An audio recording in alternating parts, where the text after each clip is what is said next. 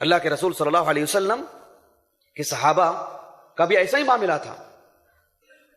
یہ جو شریعت مطہرہ ہیں اس کا ایک عظیم مسئلہ جو قرآن مجید بکھرا جو تھا، کسی کے پاس کچھ، کسی کے پاس کچھ، کسی کے پاس کچھ، ایک مصحف میں جمع نہیں تھا قرآن مجید.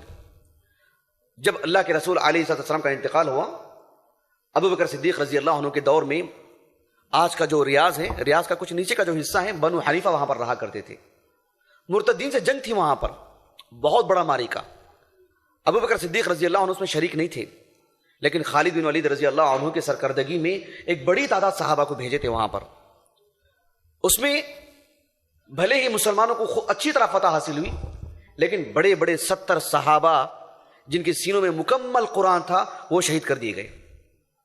عمر بن خطاب رضی اللہ عنہ نے فوراً مسئلے کو تاڑا اور ابو بکر صدیق رضی اللہ عنہ سے کہا کہ دیکھو اس معاملے میں ہمیں اور انتظار نہیں کرنا چاہیے، دھیرے دھیرے حفاظ جو حافظ قرآن صحابہ ہیں شہید ہو جائیں گے، انتقال ہو جائے گا، پھر کیا ہوگا، قرآن مجید کو جمع کیا جائے. ایک طویل حدیث ہے صحیح بخاری کی ہے، کتاب فضائل القرآن میں. ابو بکر صدیق رضی اللہ عنہ کو شہر صدر ہوا اور آپ جانتے ہیں زید بن ثابت رضی اللہ عنہ بڑے جلیل قدر صحابی، عالم دین صحابی، ان کو بلایا گیا اور ان کو ابو بکر صدیق رضی اللہ عنہ نے یہ ذمہ داری دی کہ آپ پوری مسلم دنیا میں، یعنی مطلب مکہ میں، مدینہ میں، جہاں جہاں جلیل قدر اور بڑے صحابہ موجود ہیں جو وہی لکھا کرتے تھے یا جن کے سینوں میں قرآن ہے، آپ جائیے، جا کر کے جمع کیجیے، لکھیے، ترتیب دیجیے اس کو. اب یہاں پر غور طلب بات یہ ہے کہ زید بن ثابت کا انتخاب کیوں رضی اللہ عنہ؟ اور بھی صحابہ تو تھے، پڑھے لکھے اور بھی لوگ تھے، زید بن ثابت کا انتخاب کیوں؟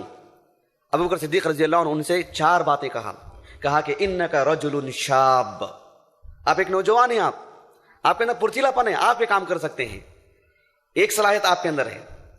اور عاقل، دوسری صلاحیت ہے آپ کے اندر، آپ نہایت عقل مند ہیں. آپ ایسے نہیں کہ آپ صرف کہ آپ ایک نوجوان ہیں، بلکہ آپ عقل مند بھی ہیں، آپ باصلاحیت آدمی ہیں، آپ پرکھ سکتے ہیں، آپ کون سا کہاں لکھنا چاہیے، کس سے کیا لینا چاہیے، سب معلوم ہے آپ کو. اور تیسری چیز ولا نتہمک، آپ ہمارے نزدیک بہت ہی امین اور صادق ہیں.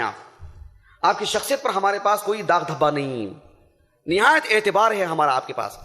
اور چوتھی چیز کنت تکتب الوحی لرسول اللہ صلی اللہ علیہ وسلم، آپ کو رسول اللہ صلی اللہ علیہ وسلم کی زندگی کا ایک لمبا عرصہ وحی لکھنے کا تجربہ بھی ہے.